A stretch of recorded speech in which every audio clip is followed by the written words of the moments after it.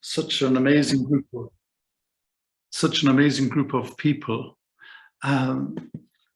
Thank you all for joining and for being here. And I want to just introduce Dina.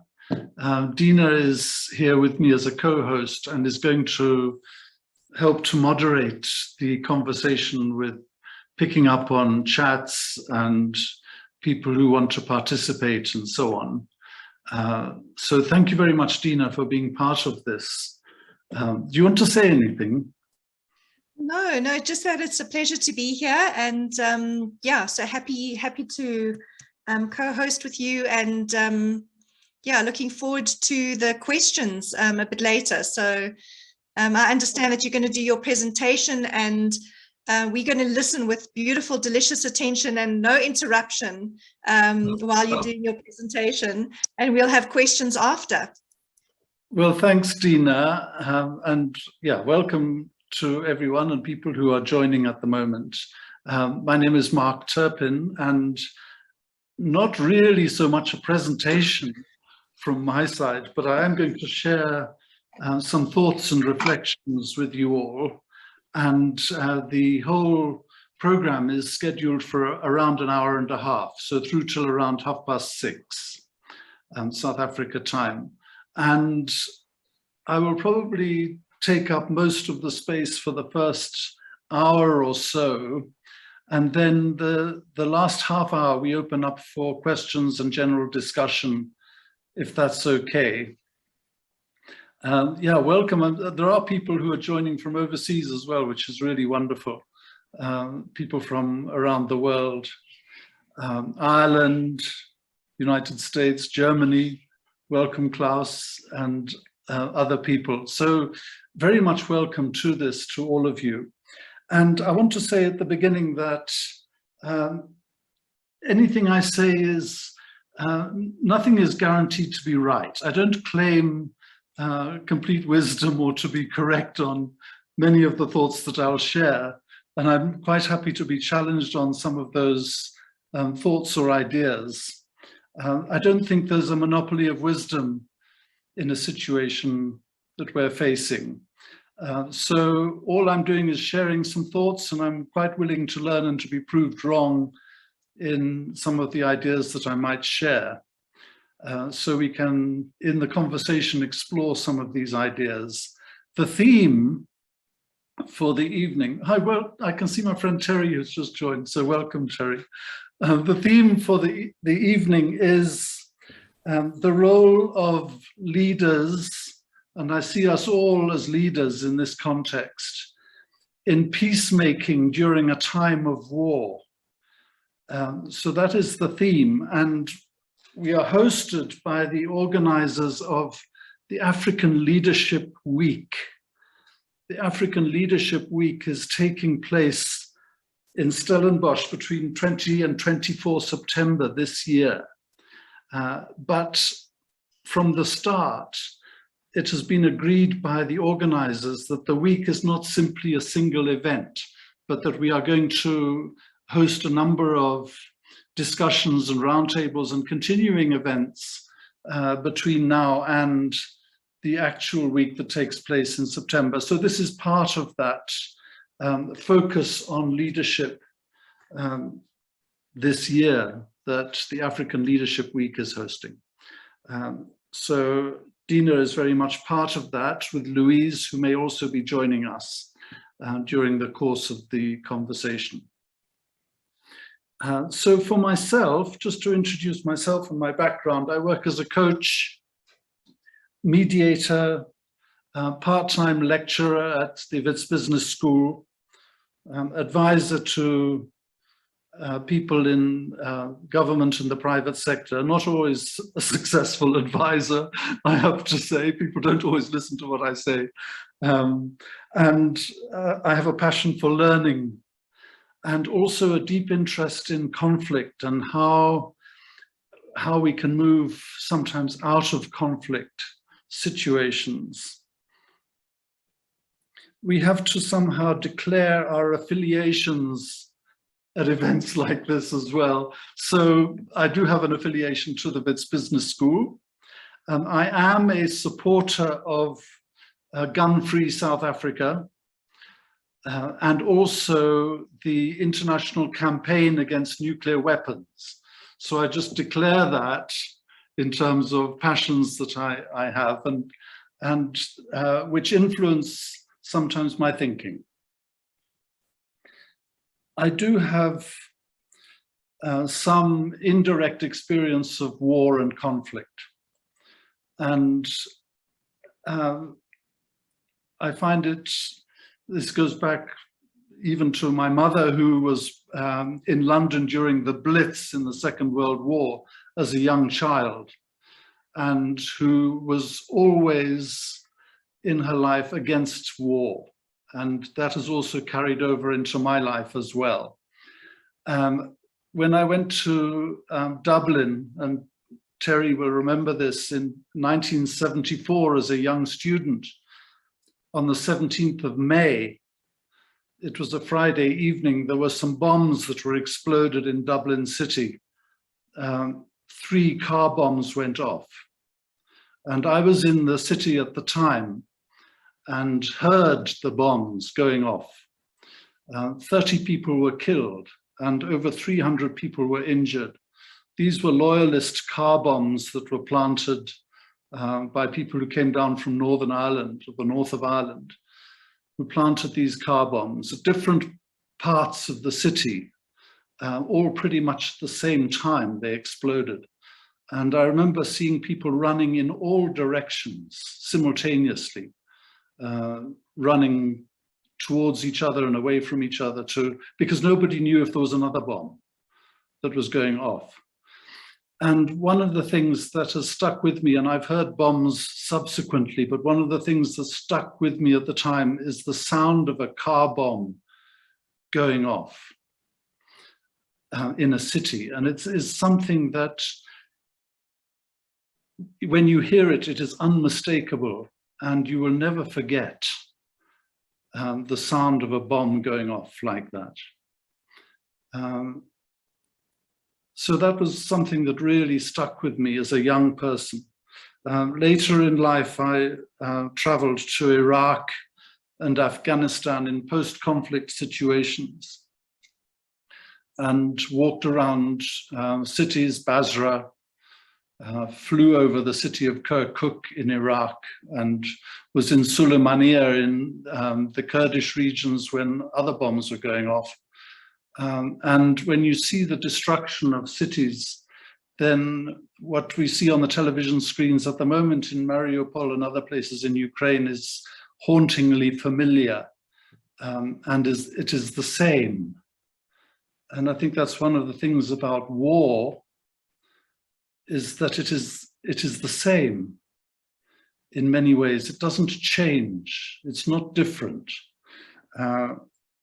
And it is always awful, and is always a manifestation of a failure of diplomacy.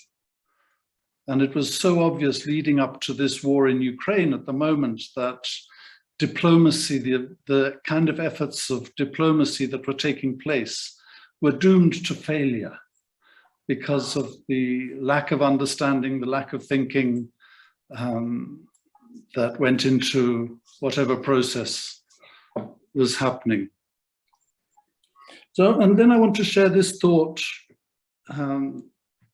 which I think is important, that war is rather like a forest, in the sense that nowadays we like to think of it as an exception to what should be the rule in a more civilized world.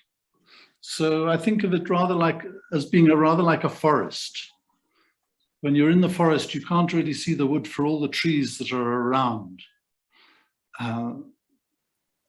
The important thing about a forest is if you want to get out of the forest, you can walk in any direction and it will take you out of the forest eventually, sooner or later.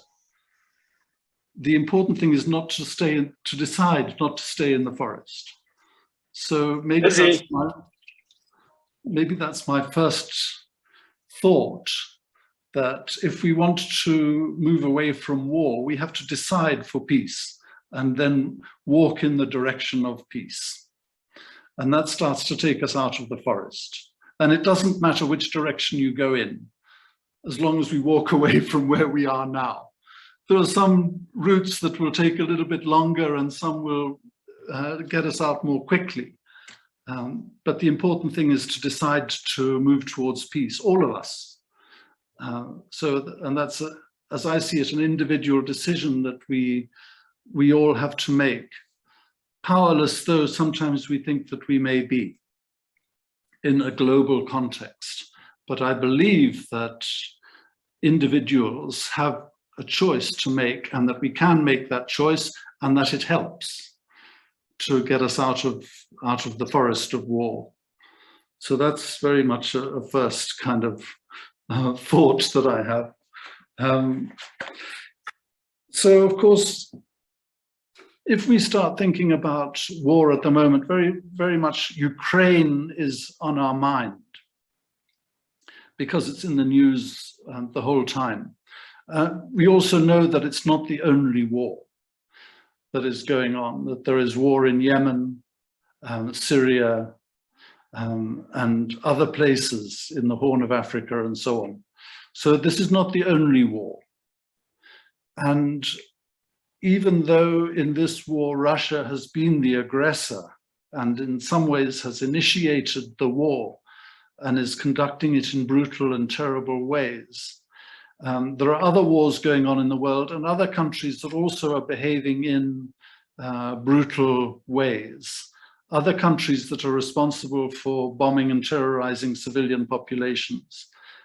So Russia at the moment is not the only participant and aggressor in war around the world. And I think it's important to keep that in mind, because we can be sucked into thinking that Russia is to blame for everything. This is a time of war for many countries, Yemen and other places. And Russia is not the only aggressor. So the decision to move away from war has to involve thinking carefully about where war comes from and who is responsible for war. Ukraine not being the only one. I do have a couple of thoughts, though, particularly about the Ukraine conflict. One is that when the Americans were increasingly getting sucked into the Vietnam War, and this is half a century ago, in the late 50s and early 1960s, the United States never declared that it was a war, never declared that it was at war with Vietnam. It was always seen more as a kind of special operation, which is very much what Russia is doing at the moment.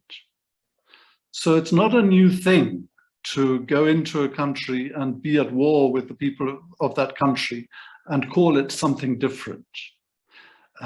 In fact, the Vietnam War was a war that was never declared by America. They were always talking about supporting the South Vietnamese government, conducting some special operations, sending in military advisors and so on. So it was never declared as a war. This is not then a new thing. And of course, it's not popular to declare war, particularly when you don't have a good cause. So it's not good for domestic consumption to say that you are at war. And Russia probably doesn't have the Russian regime probably does not have huge support domestically for fighting this war. So it's not a good thing for them to say we are at war with Ukraine. They talk about a special operation, but that is not a new concept. That's the point I'm trying to make. The other thing is I've been reading this book recently, Vietnam, A History of the War, which is a very comprehensive account of the war in Vietnam. And as you read the first chapters and start to read about how the United States was supporting the South Vietnamese regime, it is very similar to the way the West is currently supporting Ukraine. with military advice, technical support, weapons being delivered, and so on, without actually officially being involved in the war. One of the dangers of the Ukraine conflict is that we get into a slow creep in which the countries of the West, NATO, whatever, become involved in the war. And in some ways, they are already involved in the war. Ivan was telling me this morning about the Starstreak missiles that are being made in Belfast, and the UK advisors that are training Ukrainians in Poland and other places, maybe not in Ukraine, I don't know, to use these small laser, I think they are laser missiles that are particularly effective at hitting planes in the sky. It's a new technology that is being used called Starstreak. And the UK is involved in essentially supplying these, training people outside Ukraine, allowing the weapons to be carried in Ukraine and then used. And it's a small step from this kind of approach to actually being involved in the war in a full sense. So there is a danger in the current conflict of that creep towards a wider conflict.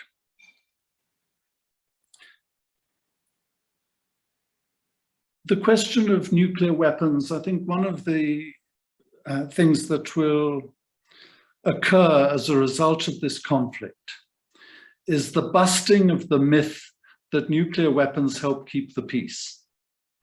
Because Russia is a nuclear armed power, the United States is nuclear armed, and the conflict is taking place in Europe, which is hosts many nuclear weapons pointed at Russia, hosted in Belgium, the Netherlands, Germany, and Italy.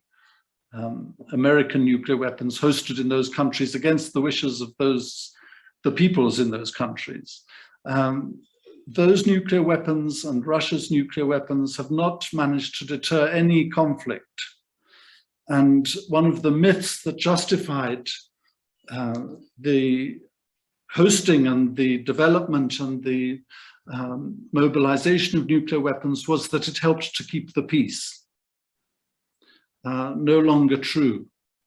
And in fact, the danger of nuclear weapons is probably greater than ever before as a result of this conflict. There's a wonderful book by Ward Wilson, who has South African connections, 5 myths about nuclear weapons. And one of the myths is that the nuclear weapons have deterred and kept the peace in Europe since 1945.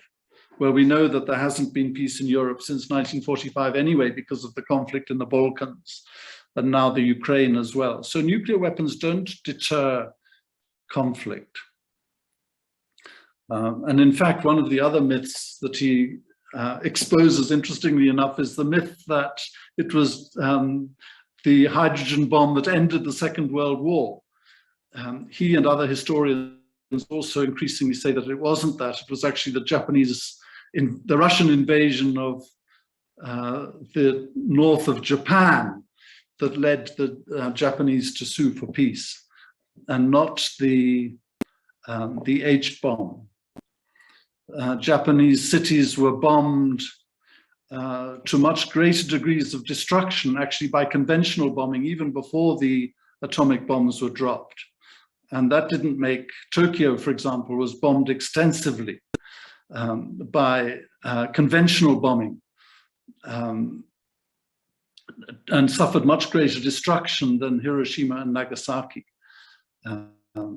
So the Japanese had tolerated that, and they were quite able in some ways, because leaders don't worry too much about civilian casualties ever. They were able to tolerate the atomic bombs being dropped. It was actually the Russian invasion of the northern islands of Japan that led to the peace. Anyway, that's a bit of a diversion. So this is all a little bit by way of background and so that you know where I'm coming from. When we talk about the road to peace and the road out of the forest, I think there are a couple of points that it's important for us all to remember. And that is firstly that since the beginning of the conflict, since the very beginning of the conflict, Russia and Ukraine have agreed on certain things. They have agreed that there shall be continuing talks to try to find peace. And that has happened since almost day one. There have been talks going on and channels in which the Russians and the Ukrainians have been able to talk to each other. And that's really important. They haven't been successful as yet, but the channel has been there since day one. They have also reached some limited agreements on humanitarian corridors. That's also important, obviously, for civilians to escape. And there has also been, there have been some agreements on exchange of prisoners also. So and these things are important to remember because it means that the idea of dialogue does not completely die when there is a war on. It is still possible to make some kind of agreements and lays a basis for continuing dialogue that eventually will have to result in some kind of peace settlement. And one of the ideas that I believe is important for all of us as leaders in the world is to support the possibility of making even limited agreements in the course of war that help the situation, because this starts to lay the basis for finding ways out, starts to lay the basis for recreating a degree of trust and the possibility of eventually finding some kind of settlement. At some point, there has to be some kind of settlement. Related to that, there is also this interesting Macron-Putin channel. I'm just going to share my screen here.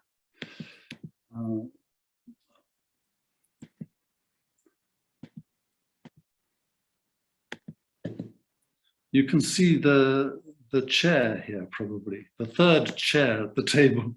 But interestingly, this channel has stayed open. Macron and Putin communicating with each other. And this is important because it indicates the possibilities and points away to again, building trust and finding eventually at some point the peace deal and the peace settlement. It's important that these channels stay open. I'm going to talk a little bit more later about this Macron-Putin channel. The interesting thing about the image here, though, I'll put it up again quickly, is the question of the third chair, the empty chair that is next to Putin, and what the chair is for and who the chair is for, because I don't think that chair is there by accident. It's meant to send some kind of message or to be symbolic of something. Many of you may have noticed that chair. Yeah. So I think in a time of war, the idea that there can still be discussions, some back channels of contact and communication, and some limited agreements being made is really important in terms of keeping a thread running through the conflict and through the war that says at some point we have to make a bigger agreement and we have to have some trust and some contacts and some connections that will enable that to be possible. So it is also important then in terms of possible de-escalation. So the idea that, you know, you have contact between Macron and Putin keeps contact between two leaders, both of whom have nuclear weapons.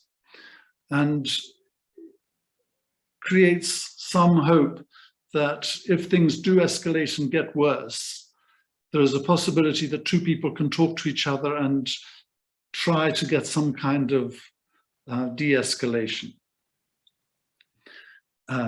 So not to cut off contacts completely. One would also hope that some of the leading military figures talk to each other, even in times of deep conflict. Look, a lot of what I'm saying is set in hope rather than in full confidence. I have to admit that. But we have to look at how things evolve and look for the possibilities in a very difficult situation. So then one of the things I want to talk about is this question of neutrality. And Ireland has taken a position which has been to some extent controversial in South Africa, which is that it abstained on the UN resolution condemning the Russian invasion. And one could consider various reasons why that decision was taken. I think maybe it was a foolish and ill thought through decision and position to take. And I say that for this one reason, that South Africa and various other countries would like to see some kind of mediated outcome to the conflict. But neutrality does not make you a mediator. It could help if you had the skills and the weight to mediate a conflict. But neutrality by itself does not make you a mediator and does not position you necessarily to be a mediator. The countries that might end up mediating this conflict may well not have been neutral at all. France is not neutral in this conflict at all, but probably would have more credibility as a mediator than South Africa might at the moment. So whatever one thinks about South Africa's decision to remain neutral in the UN vote, whether it was advisable or not, it certainly doesn't make South Africa a possible mediator just because they were neutral. Cyril Ramaphosa has issued a statement, which I think was a good one, calling for a mediated approach to settling the conflict. But even that doesn't mean that South Africa itself would be necessarily a good mediator in the situation. So I would support the idea of a mediated outcome. I like the idea of neutrality, but I think it has to be a considered approach to neutrality. And if South Africa took the decision to be neutral because the Soviet Union supported the ANC when it was in exile, then that in itself is also perhaps not really thought through, because Ukraine was as much a supporter of the ANC in exile as Russia was. And many ANC leaders saw Kiev as almost their second home. And Kiev provided a lot of military training for ANC people. So simply thinking, if the decision was made because there was thinking that Russia had supported the ANC many years ago, then even that is not really a sophisticated position based on a full understanding of the history of it. There are countries that are neutral and adopt neutrality as a usual and normal political position in the world. Examples include Ireland, even Moldova, actually, which is adjoining Ukraine, has a constitutional position of neutrality in conflict. So neutrality can be a considered and useful position for countries to take. It doesn't mean that countries do not have military forces. Ireland, for example, has peacekeeping forces in countries around the world, even though it is officially a neutral country. South Africa has peacekeeping forces deployed on the continent without being officially a neutral country. So peacekeeping can be a useful intervention, even though it's a military intervention in some ways. The point is that there are countries in the course of this Ukraine conflict that do position themselves potentially as countries that can mediate a solution. Turkey has been involved in hosting the latest round of talks between Ukraine and Russia. Other countries that have been spoken about include Israel. Some of the Scandinavian countries could be helpful. Ireland could be helpful. And France possibly could also be helpful. And the question is, does anybody actually have the weight and the gravitas and the seriousness to be taken seriously as potential mediators that Russia would respect and Ukraine would respect? Do those countries have the skills, is another question. Because you can be a president, but not a mediator. You could be the Pope and want peace, but it doesn't make you a mediator. So it's really important that whoever is going to mediate the conflict has the kind of skills that are necessary to bring people together and to find a solution that people will buy into. And related to that, there is the point about timing. Because in a conflict, mediation is not always a possibility for both sides at the same time. At the moment, the Ukrainians are moving a little bit away from wanting even to have talks with Russia because of the latest atrocities that have been shown on the media. So they're a bit lukewarm at the moment about talks. There will be a time when they warm up again to the idea. But timing becomes critical for a mediation process. You don't want to go in, it's not useful to go in at the wrong time. And often it gets to the stage where a tiredness has to emerge in a conflict before countries are really ready to sit down and find the solution.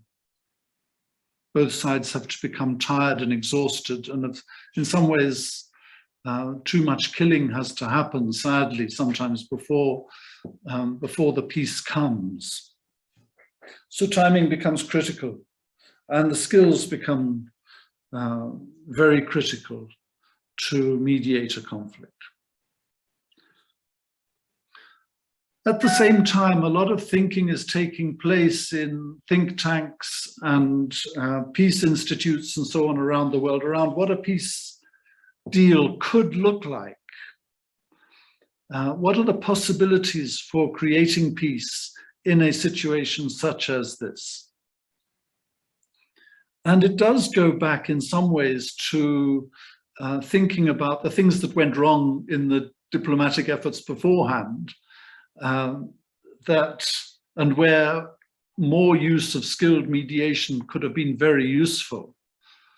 That it's the classic story that mediators will tell you about, which is that you have to look behind stated positions that people strike, whether it's Russia or Ukraine in this situation.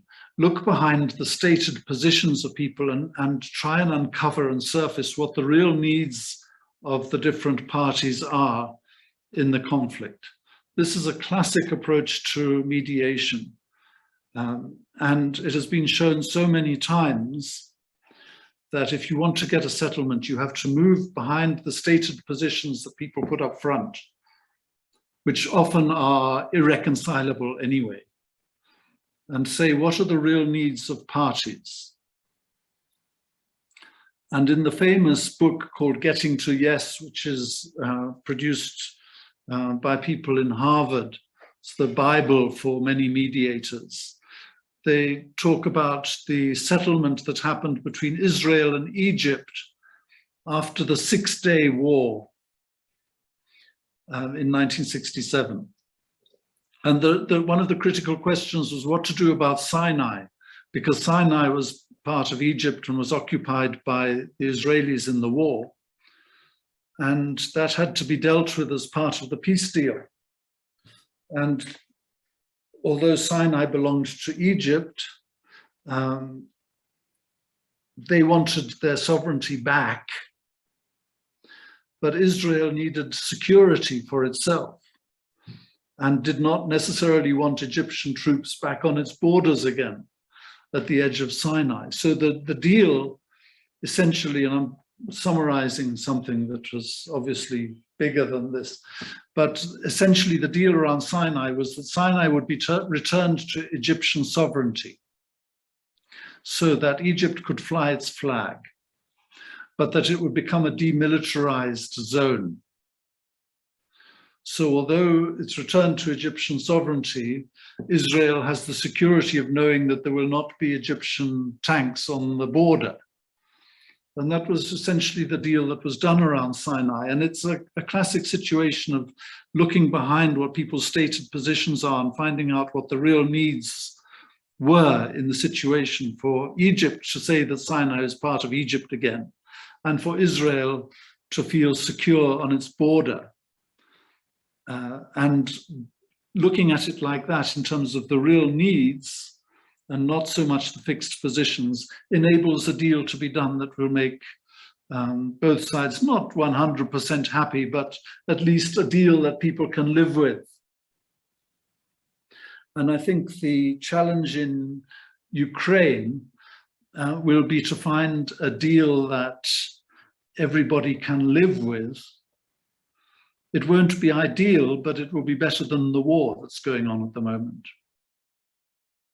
And the thinking that is coming through some of the think tanks and peace institutes and so on is that if one looks behind the stated positions, Russia needs to feel secure on its Western borders in terms of what it perceives as a threat from NATO countries. And Ukraine needs to have its sovereignty respected. And how do we do that? When we're looking at the real needs, it may be that there has to be some kind of deal which involves Ukrainian neutrality, which Ukraine has already said they will be willing to consider since the war started. And also some kind of possible limited autonomy for these republics in the east of Ukraine. Crimea has already effectively been annexed by Russia for some time, and that may just have to become a fait accompli at this stage.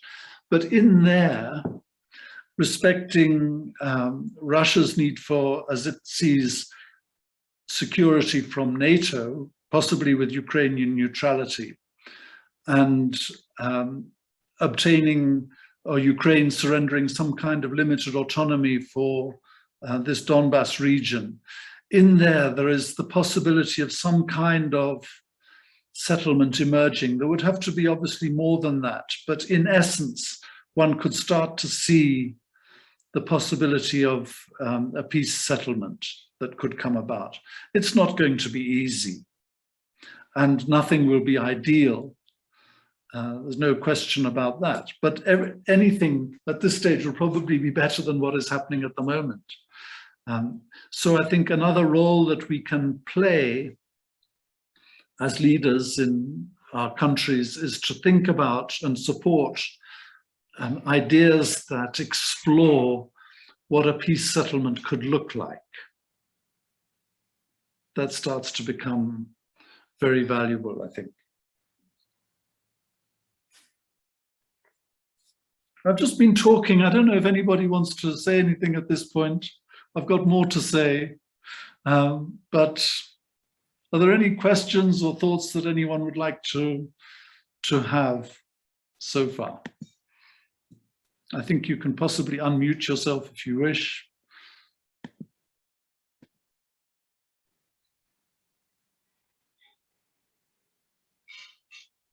You're all happy. Okay, I'm happy to continue. Thanks for all listening so patiently to me. A couple of other thoughts then, I think, thinking about where this goes. I think the Ukraine conflict has probably been quite a big shock for many people. Probably a big shock for many people in Europe, but around the world as well. We tend to be less shocked by wars that happen in the Middle East or the Horn of Africa and so on, which is part of the tragedy of this situation. But I think the particular shock about the Ukraine conflict is that it does raise the question of a nuclear conflict developing, because we have Russia particularly involved and with nuclear weapons pointed to Russia as well. So there is a danger of it escalating into a nuclear conflict. And the thing about a nuclear conflict, I mean, I saw this morning that, in fact, India, I think it was yesterday, fired a cruise missile at Pakistan by accident. And that is really shocking, because the idea that two nuclear powers can send effectively nuclear weapons at each other by accident is exactly part of the problem. And the big danger of a nuclear conflict, I think, is that it could as easily happen by accident as by design. And when the nuclear forces, as they have been in Russia, are put on high alert, the possibility of an accidental conflict is certainly heightened.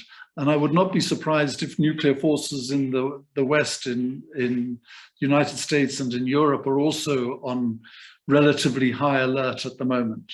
That is very scary, particularly because of the dangers of things happening by accident.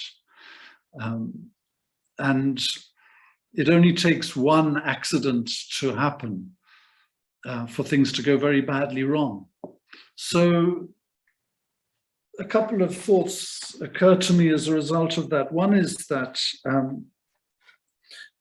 the idea of neutrality generally should be, I think, expanded as much as possible in the world and in Europe in particular. There are 5 or 6 countries in Europe that are even part of the EU that are already neutral as a stance of official government policy or for constitutional reasons. Austria has a position of neutrality. Ireland, Finland, Sweden, Malta, Serbia are countries that are neutral. And I think if Ukraine joins after this conflict, it will give a big impetus to the idea that Europe could become a neutral part of the world. I think that would be very exciting and important, because it creates the possibility that Europe really does have the possibility of becoming a center of peace in the world, rather than living under a nuclear umbrella.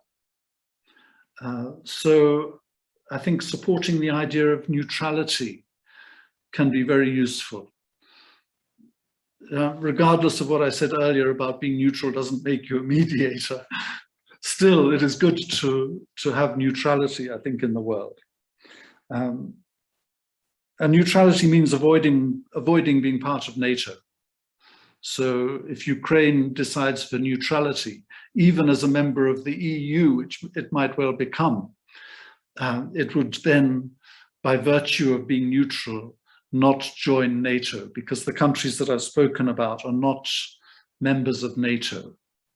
And that would obviously help keep Russia a little bit happier. So I think the idea of supporting neutrality is very important.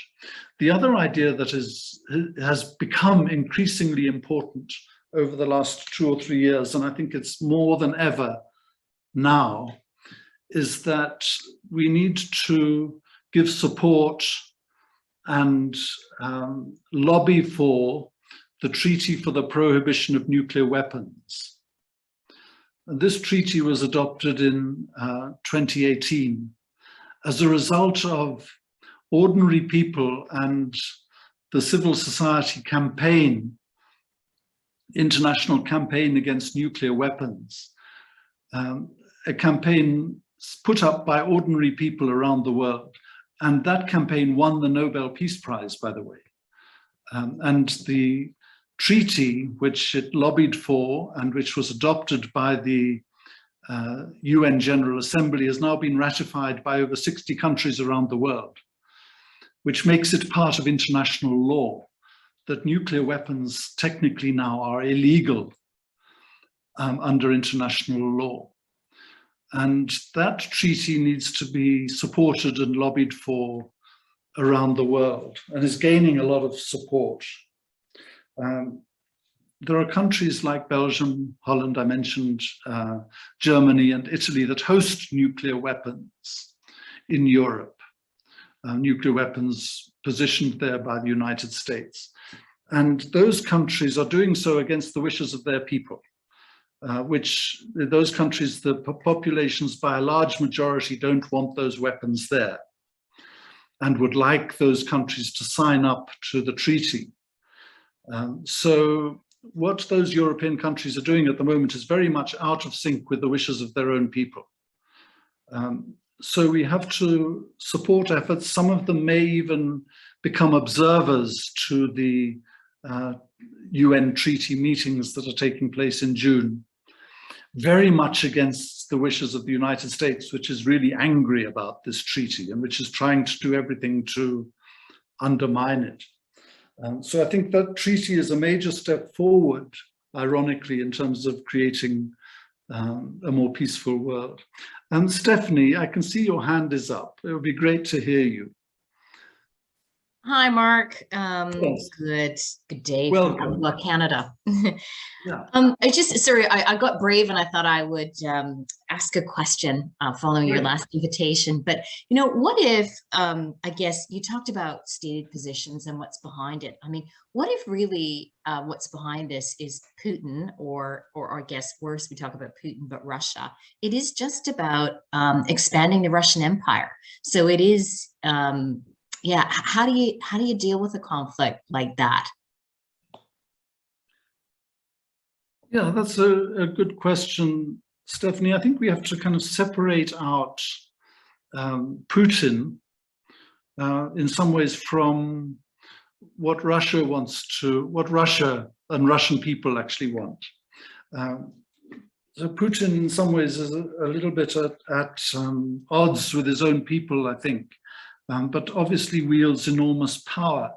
And I think the question of Putin ultimately is probably going to have to be dealt with by the Russian people somehow. I think his ambitions will founder on the battlefield, which often happens to militaristic leaders. Once it's easy to think about going into war and starting the war and having a strategy for war, but as everybody knows, your strategy starts to break down on day one, once your troops go in, and you find that things are not quite as simple and as easy as you thought. So I think the question of Putin will be resolved in terms of how the war unfolds in some ways, and the difficulty he has, of course, is that if you are fighting for your homeland, it's like having 10 soldiers for every Russian soldier in terms of what you can achieve. And the Vietnamese showed the same thing. They were also willing to take big losses, but they were fighting for their homeland. And the Americans were far away, didn't really know what they were fighting for. And it's the same, I think, with the Russian army. They don't really know why they're there, and it wasn't really explained to them. So what is in Putin's head about a Russian empire is not necessarily what's in the minds of the Russian soldiers. Rod. Welcome. Thank you, Mark. I guess I'll piggyback on the back of that. You can hear from the sound of me that I'm also North American. I'm from Texas, living in Cape Town. Okay, But I'm really sorry that I had to take a call and I was away from your remarks for about 15 minutes. So I've no doubt missed a valuable chunk. But how this piggybacks on Stephanie's question and your answer is this. I was struck by what you said about Vietnam never having been a declared war. I was so struck by that, I had to Google it myself. And Siri agrees with you, so good. But seriously, at age 18, I had to register for the draft. I got my draft card. I was waiting for the lottery. I could have gotten called up if I'd been under 100 in the 365 birthdays that were called for that lottery. Instead, I guess I got lucky, but the critical difference, though, is that there was no lack of information about that war and the whole debacle in the United States. And it was all the protests and it was democratic processes that ultimately brought the war to an end. And it was an embarrassing end for the United States, and one can hope it might be for Putin as well. But therein lies the big difference, because there is no free media, as according to our free media anyhow, inside Russia. We have no idea what the penetration of real news is for the average Russian. And I'm not surprised that just as our soldiers didn't know what they were fighting for, but at least they had a free exchange of doubts. Whereas I'm not even sure what the Russians have any kind of free exchange of. So taking that very, very significance, the opacity versus transparency into account. Are you predicting anything? Well, you're not predicting, unfair question. How do you analyze that critical difference? Well, thanks, Rod. It's really interesting to have your perspectives. Of course, 5 students were shot dead at Kent State University demonstrating against the war in the United States. And they didn't have social media in those days. So no, I think this is because we Americans like to solve our problems violently. Yeah. Look, I think partly it was the demonstrations at home that helped to bring the war in Vietnam to an end, but it was partly also that the United States military was fighting an unwinnable war as well, for all kinds of reasons. They were taking losses, and the Vietnamese would probably think of it more as a military defeat. And they had already defeated China and France in earlier times, Napoleon III and so on. You could go back in history. So the Vietnamese put up a stiff fight, as I think the Ukrainians are doing as well. The other thing is, I think it would be probably impossible to totally prevent Russian people from getting information about what is going on. We do live in still a fairly connected world that I think Putin would be unable to completely block information getting to the Russian people. And the Russian people are very brave, and they probably live in a certain amount of fear at the moment, but they have been demonstrating and continue to demonstrate against the war. And even this morning I saw some images of a Russian person who was walking around Moscow and then lying down with his hands tied behind his back at different places in the city. To make a point. His body looked rather like some of the images that we see coming out of Ukraine of people killed with their hands tied behind their back. So I think that it is going to be impossible for Putin to completely deal with all the dissent, even though he'll put people in prison and so on. And I think it will be impossible for him to totally prevent information about the war getting to the people. So I would be hopeful, it may not be in the short term, but I'd be hopeful at some point that there will be a reckoning in Russia for the regime about what they have been doing. And although I should say, do support the idea of neutrality. I support the thought through neutrality, considered neutrality. I support the idea of mediation. It does not mean that I don't think Russia has been an appalling aggressor in this conflict. I certainly do. And I think it is possible to take a position which condemns Russia for what it has done and also support a position of neutrality and wanting mediation. Because if we take sides, I think this is the danger with taking sides in a conflict. And I think this is where I have some sympathy with the South African position and the position of other people, other countries that have abstained. If you take sides, morally, your position is that you become part of the conflict. And you have to be prepared to shoot if necessary, a soldier or somebody on the other side. That is the danger with aligning strongly with one side or the other. Even though one might condemn Russia for the invasion, which I certainly do, and I think the atrocities are appalling, I would still myself rather be neutral in the conflict, because it is not my war in some ways. And that could be a controversial position to take, and I may not be totally right in it, but that is my thinking at the moment, that there is a need for some people to be neutral, and there will be a need for mediators to come, and sometimes neutrality can assist the idea of mediation, although it's not critical for mediation to be neutral. So I think that's my thinking on that point. Yeah, Ivan, do you want to make a point? Yes, Mark, thanks. It's been very interesting so far. Enjoyed it. Just a point. You speak about nuclear disarmament, but let's have an hypothetical case that the Western countries had disarmed and Russia remained armed. Can you imagine a scenario now if we had a nuclear Russia and a non-nuclear NATO and America? I think that would be frightening. Well, that's the point that people often make. I mean, South Africa managed to give up its nuclear weapons without anybody deciding to bomb us. And other countries increasingly are signing up to this treaty. And at some point, everybody has to, and everybody I think will, actually, that's my belief for the future of the world. And there will always be a last country that keeps them or has them to the end. But if you have them and nobody else does anymore, you also don't need them anymore, really. What are you going to do? You're going to bomb everybody.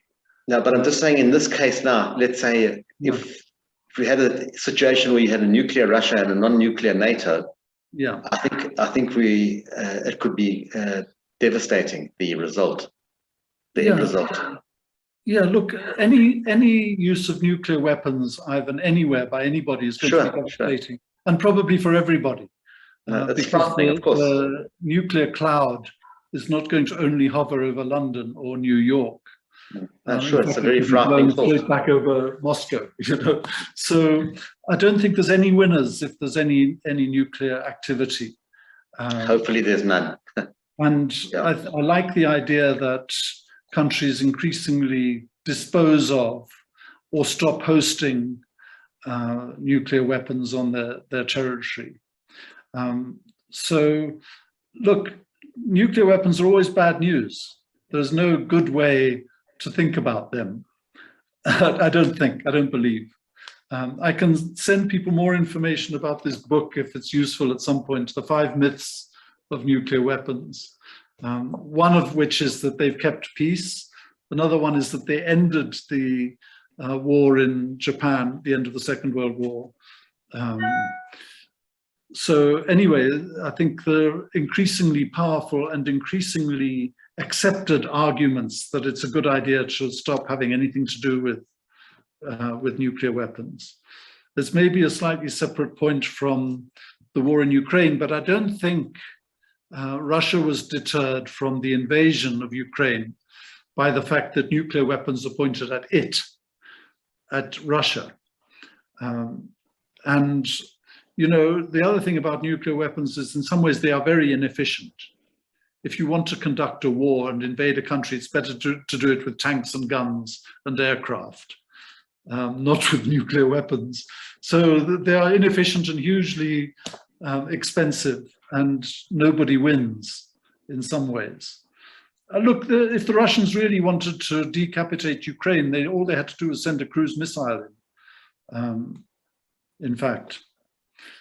But I don't think that's really their objective. I think their objective is actually more what we're starting to see, which is that they deal with those republics as they see it on their border. Ensure that there's a corridor that goes through Mariupol between those republics and Crimea and Odessa in the south. They want that kind of corridor there. But I think in there also there is the bones of the peace settlement is possibly there, coupled with commitment to neutrality by Ukraine and so on. So in terms of my thoughts, I want to maybe also bring my sort of inputs to round them off by sharing a kind of optimistic note. And I think this is also important for us to hold on to, that through this process, if we can get to a situation where there is a peace settlement, where there is a peace deal done around Ukraine, which maybe takes account of some of the ideas that I've shared. And if Ukraine as a result becomes neutral in terms of its constitution, and if that idea of neutrality can start to spread in Europe, and if the European countries increasingly dispose of the nuclear weapons that Russia has offered them, which are hosted on their soil, then you can think of a scenario in which Europe becomes really much more of a kind of haven of peace than it has actually been up till now in the future. And there are countries that hold that flame. So I would say that we can think about that neutral Europe as something to hold on to, as a kind of vision for what it could look like. A demilitarized neutral Europe would be a really powerful concept in the world, because it would also mean that they don't take part in some of the other conflicts that have been happening in the Middle East and so on. So I think we should hold on to that idea of a kind of neutral Europe. We need to support the thinking, I'm talking about all of us as leaders, support the thinking that explores the possibilities for peace. Be willing to sometimes not take sides and be a voice for peace, I think is really important in our communities and with the people that we engage with. I think something else that is important is to recognize that peace is not just the opposite of war. That peace is something that has to be, it's not just an absence of something, it's something that we have to work to create every day. And that just because a war comes to an end does not mean that peace is suddenly guaranteed and going to stay there. We have to be willing to learn the lessons of history, Vietnam or wherever, to make sure that we can work and ensure that those lessons are not repeated, that we don't repeat the mistakes of history. So recognizing that peace takes work, I think, is really important. But also, and this is important as well for us in South Africa, that ideas like peace and democracy are never guaranteed. There's no guarantee just because we have it today that it will still be here tomorrow. If we don't work consistently to make sure that we live peacefully ourselves and in our communities. Ishmael, welcome. Nice to have you here, man. Yeah. Yes, I just really was wondering what triggered this war, because I'm just thinking of a situation where if the war is rewarded, it doesn't end up as a Pyrrhic victory, it will most likely be repeated immediately. And I say this in the background of some of those countries which were taken by Russia with no consequences. Yeah. Ish, I think very much here we are in the realm of practicality and what is possible. It is also really important that the losers are not punished, just as winners are not rewarded. And one of the difficulties with Germany after the First World War, that it was punished to such a degree that it laid the conditions for the rise of Hitler and ultimately the Second World War. So we have to make sure that when the peace comes,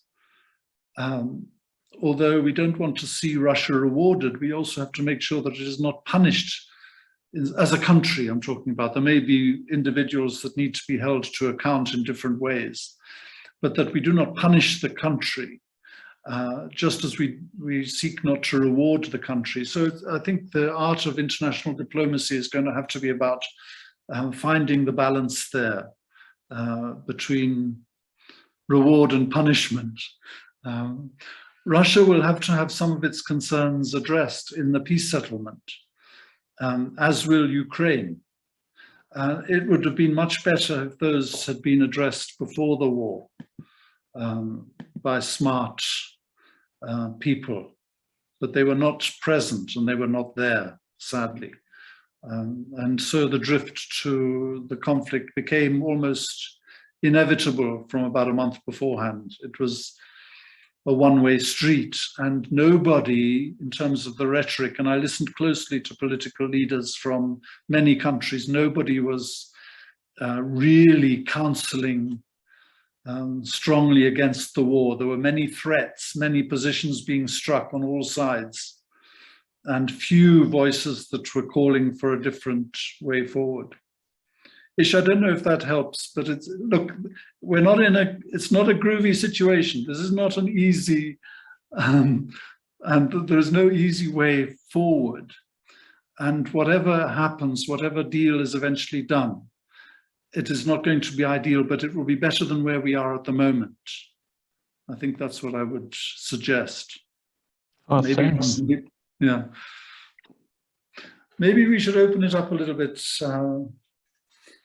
Mark, yeah. There's a question from Lindiwe in the chat. She says, in the Ukraine-Russian conflict, where is the common ground on which mediation can build?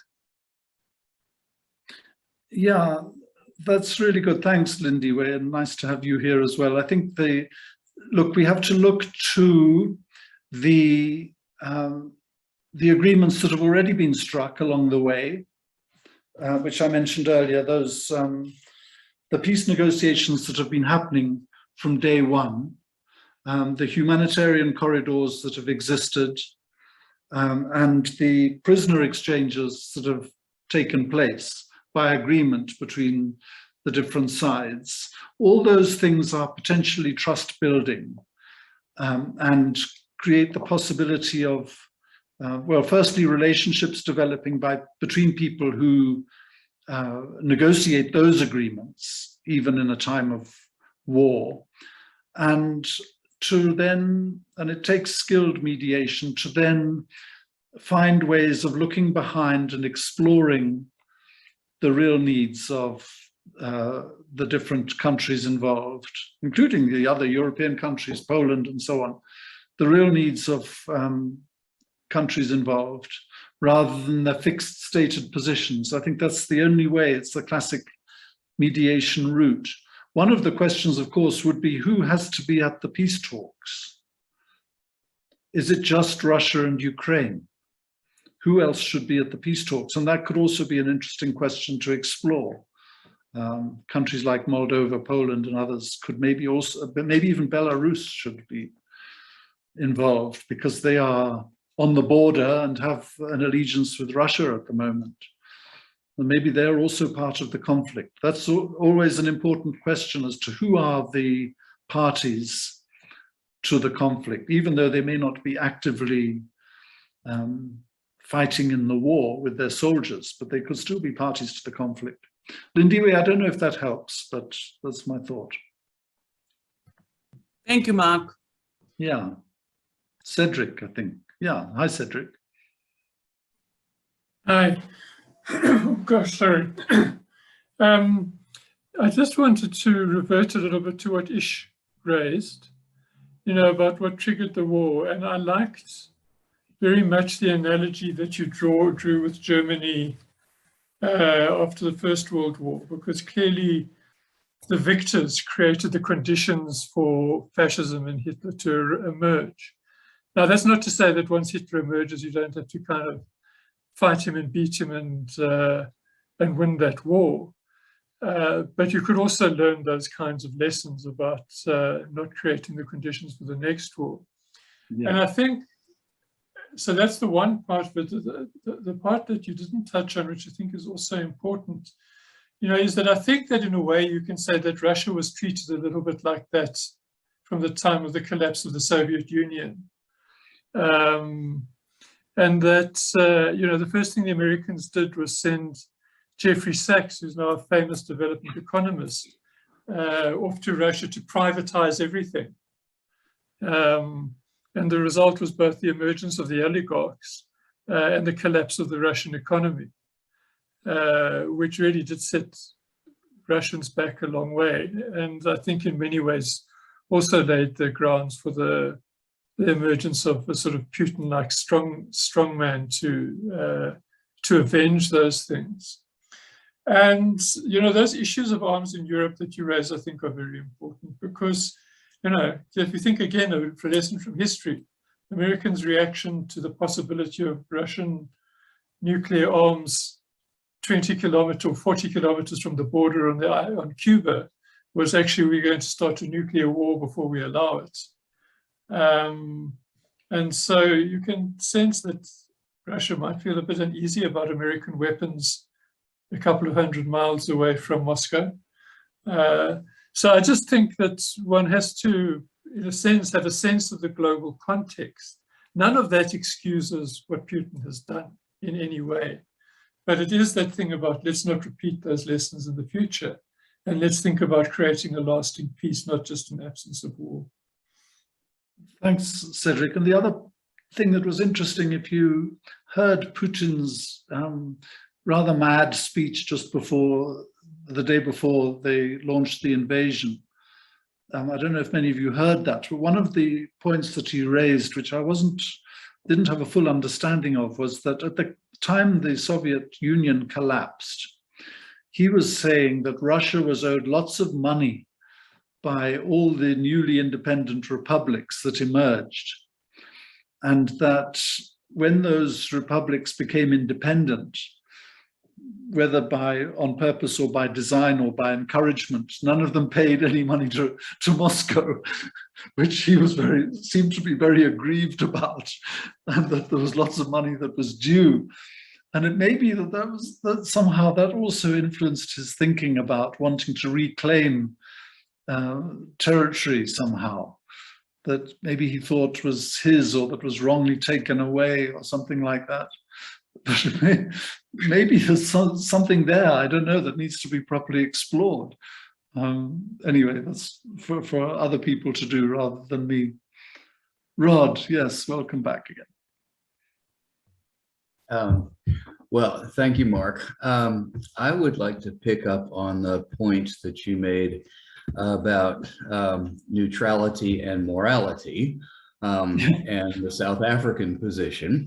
Because you made me recall, you really got me to thinking about that one, because I once created a company called Business and Conflict about advancing ways that business can create better conditions for peace, in particularly investing in countries that are in civil war, like Angola and places like that, with which I had a fair amount of experience that informed that try. It didn't succeed, by the way.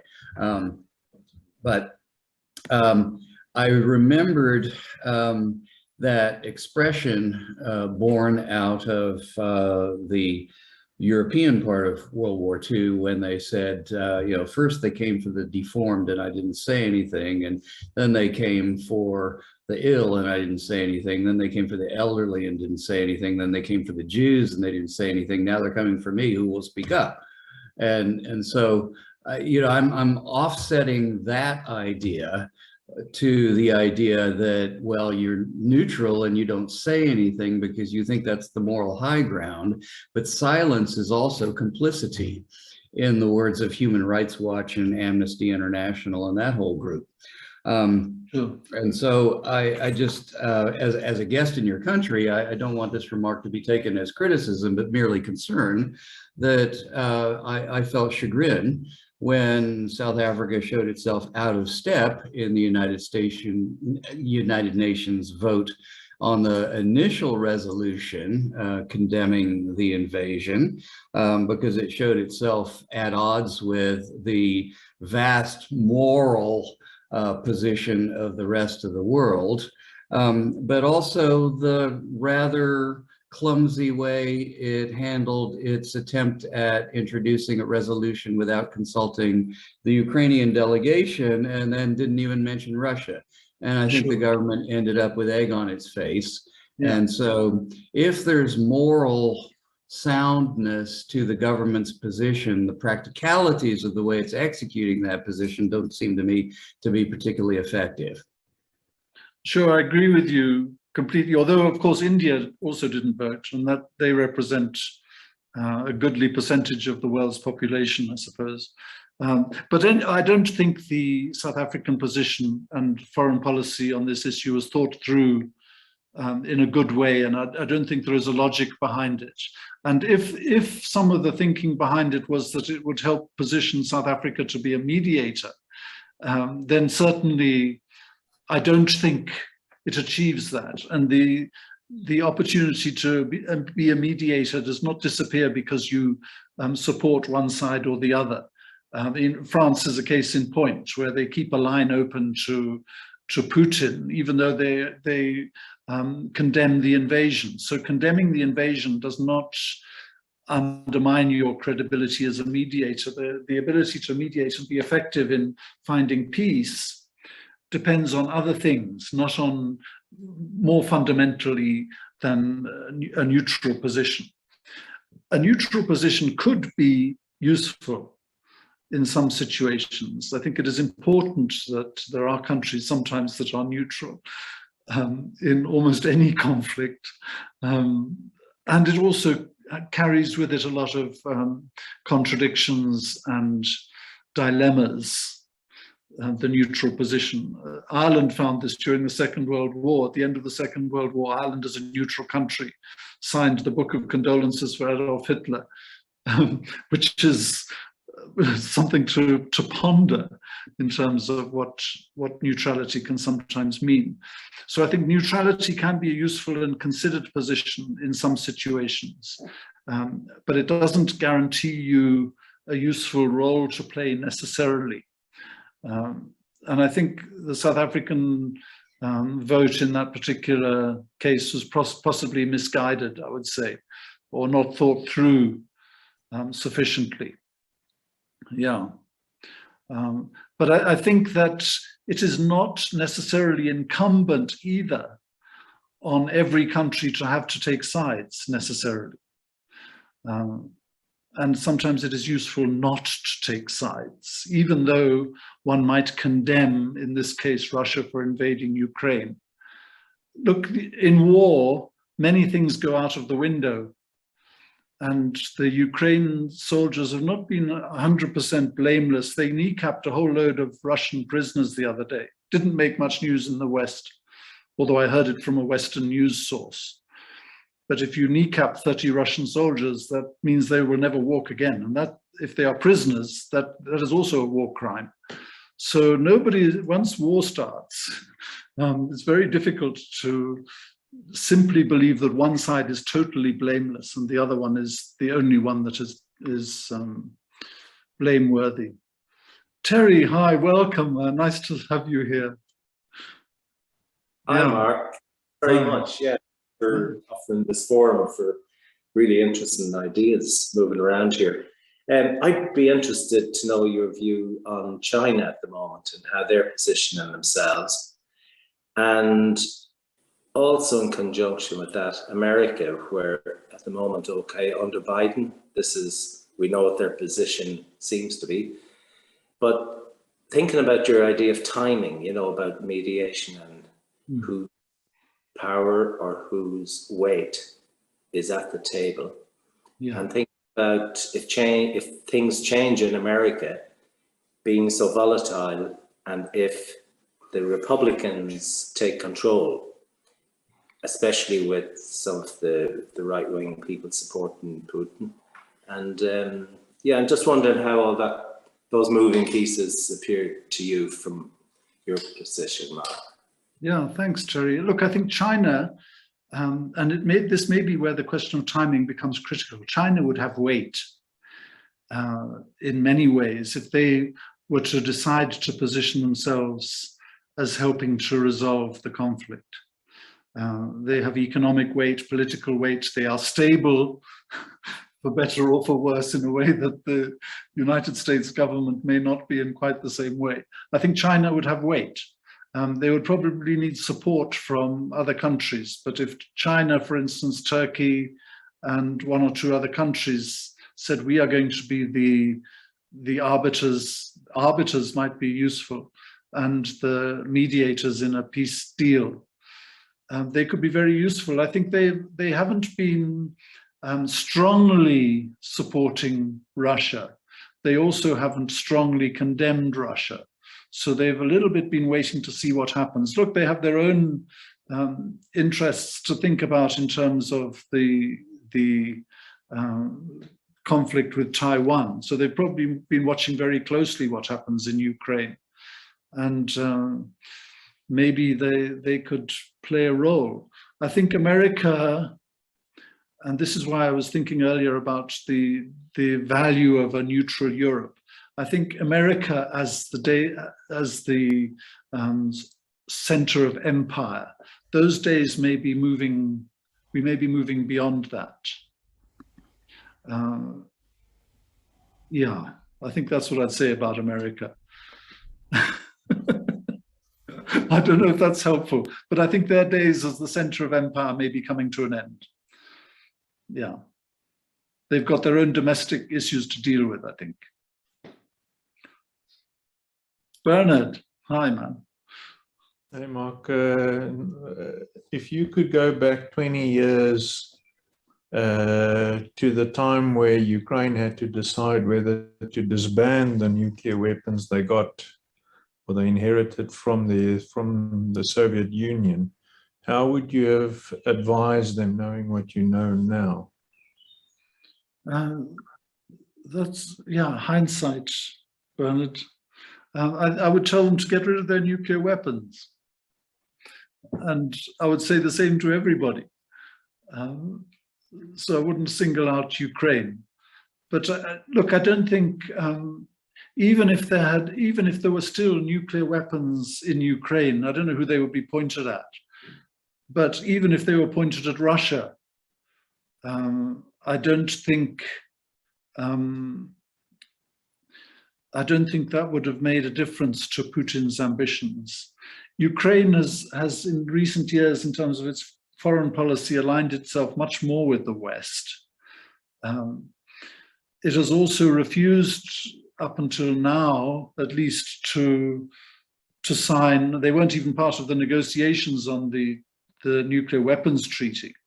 But that position might be reconsidered, I guess, in terms of, if one thinks of a neutral Ukraine, they might reconsider that position and actually become an advocate for nuclear disarmament.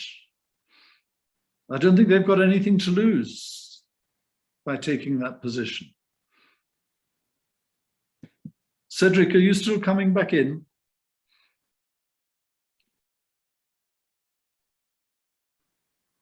No, your hand is still up though. Yeah, I think his hand is up from the last time. Yeah. There is a comment from Catherine. in the chat. Yeah. She says, whichever country can initiate peace, be it China, Turkey, whoever, they will elevate their world position significantly in the eyes of others. Yeah, look, there's so many, I mean, cynically, one could say there are lots of opportunities when war comes to an end in terms of rebuilding contracts and so on. It's a huge economic opportunity to rebuild the country. So I would say there's a lot to gain, cynically, there's a lot to gain by helping to promote the peace on all sides. And countries that position themselves to help do that, apart from their credibility, I mean, the Scandinavian countries over the years have positioned themselves as mediators. And there were countries that supported the peace process in South Africa. All very valuable and useful. And for countries to build themselves as mediators and guarantors of peace and so on, very useful. Yeah. Other questions? Some people have left. Yeah, some people are leaving. It's almost finished. Yeah. Yeah. Sorry, can I just, Mark, I just want to say that, I mean, when you think about it, the US and Europe have really aligned themselves fully, you know, squarely behind the Ukraine. So they are never going to be, well, they're sort of in a quandary. They are not really going to rise up when, you know, in terms of settling this war or in terms of brokering peace. So it's going to be those other countries that have the potential to step in and try and help sort out this dilemma. I don't quite know how. I mean, I do believe that the war is based on Putin wanting to leave a legacy that sits well with his country, because the country is in rather a bad way financially and people are in bad, they're not doing very well. Therefore, Putin wants to actually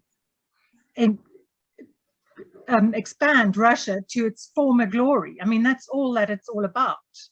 And I think he's finding it quite difficult.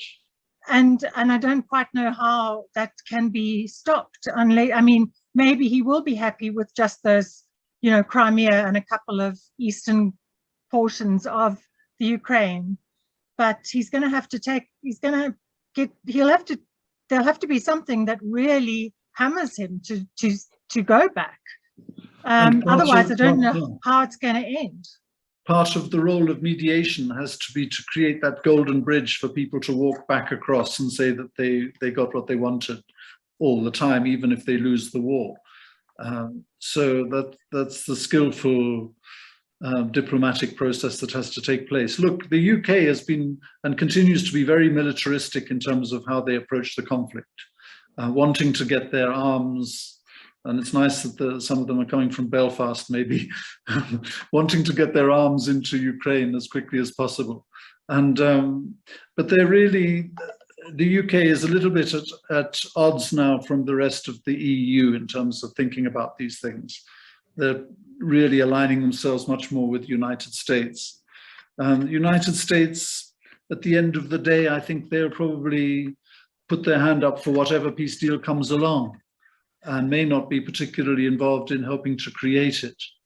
And they will also need their golden bridge to walk back and say, okay, Ukraine is sovereign and secure for now, whatever deal is done. And the West has actually allowed Russia anyway to get away with Crimea since 2014 without doing anything really about it. So whether they really care deeply, I don't know. But obviously any kind of deal is better than what we have at the moment. Yeah, that we may be coming to an end, Dina. Yeah, and- I think our time is up. yeah. I know Jolene wanted to put a SurveyMonkey link to get feedback, but I know that Symphonia Leadership Development will be sending out emails and asking for feedback. Thank you very much, Mark. This was very interesting and informative and thought-provoking. Great. Definitely. And we're so good to see so many of you and from different places as well coming in. Thank you for joining. And I think that don't underestimate the role that we can all play as leaders in our communities and organizations to think about how we can help move out of the forest and get to a more peaceful place again. And possibly there is just a possibility that out of this and out of the horrors, if the world takes a lot of good learning, that we can move to a much more peaceful world going forward. Maybe it's 20 or 30 years away, but I think we can get there. Thanks very much, everybody. Thanks, Mark. Thank you, Really everybody. appreciate it. Yeah. Thank you, Mark. Thank you, Mark. Thanks, Mark. Thank you. Bye. Thanks, Mark. Thanks.